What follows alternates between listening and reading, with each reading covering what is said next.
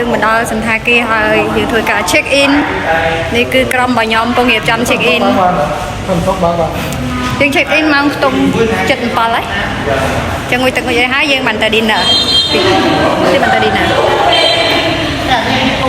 យើង check in នៅចាជម្រាបសួរបងប្អូនទាំងអស់គ្នាសន្តាគារឈ្មោះអីគេជាមួយនឹងវីដេអូបន្តក្នុងដំណើរកម្សាន្តនៅខេត្តបាត់ដំបងចាអញ្ចឹងបន្ទាប់ពីយើងមកពីភ្នំសំពៅវិញយើងមក check in នៅសន្តាគារចូលម៉ោង 7:07 ជាងហើយអញ្ចឹងយើងត្រូវការងូតទឹករៀបចំខ្លួនដើម្បីរៀបចំទៅ dinner ចា4នាក់នោះគាត់មកបន្ទប់ហើយខ្ញុំ3នាក់នេះមកបន្ទប់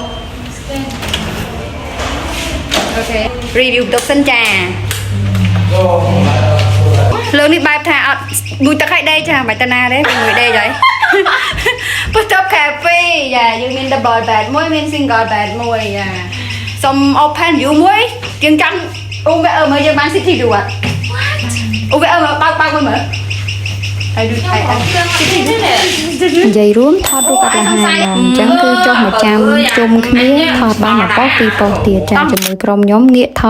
តអត់តនេដៃទេចាបន្ទាប់ពីយើងថតរូបបាន2 3ប៉ុស្តិ៍ហើយយើងជុំគ្នាយើងក៏ធ្វើដំណើរទៅ dinner ហើយ dinner សម្រាប់ពេលល្ងាចហ្នឹងដែរគឺយើងអត់មានអីពិបាកទេគឺយើងចូល buffet តែម្ដងចង់ញ៉ាំស៊ុបក៏ស៊ុបចង់ញ៉ាំសាច់អាំងក៏សាច់អាំងមិនបាច់បាក់កំងមិនបាច់បាក់គិតយូរទេងាកឃើញចង់ញ៉ាំអីញ៉ាំហ្នឹងចា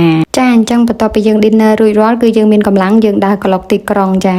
ចង់ដឹងថាទីក្រុងបាត់ដំបងពេលយប់ហ្នឹងមិនដែរខុសពីពេញមិនដែរខុសពីតកៅមិនដែរអញ្ចឹងទៅយើងដើរពេញមួយយប់ហ្នឹងទៀតទៅតែយប់ជ្រៅបានយើងត្រឡប់មកសម្រាប់វិញចា